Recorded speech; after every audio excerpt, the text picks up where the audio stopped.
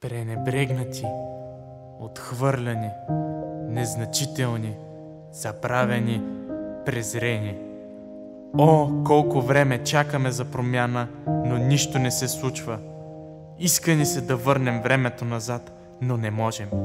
Не можем и точно за това някои от нас се докосват до неща, които само ни тласкат към по-лошо. Защото в стремежът ни да скалъпим всичко, само затъваме повече.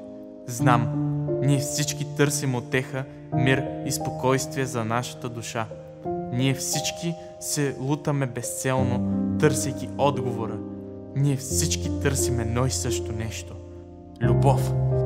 Да, ние можем да се почувстваме на момента щастливи, когато изпушим поредната цигара. Да, то ще помогне да забравим болката, но не и да зарасне така дълбоката рана. Всеки ден се чувства като борба за оцеляване. Ден за ден ти се бориш, така че да свържеш двата края и да пренебрегнеш тази болка. Болка по-ужасна и от директен изстрел в сърцето. Болка, която те жили ежеминутно. Болка, която не остарява. Болка, която не те оставя дори в най-щастливите ти моменти. Болка, която не спира да си впива дълбоките и остри ногти директно в сърцето. Но има лек за всичко това. Това не е краят. Повярвай ми, ти можеш да си мислиш, че си сам, но не си. Ти никога не си бил сам и никога няма да бъдеш. Той, Исус, винаги е бил до теб и не те е оставил. И в най-тежките ти моменти Той е бил до теб. Дори когато си бил в живота застрашаваща ситуация, Той пак е бил с теб. Може би за това си тук.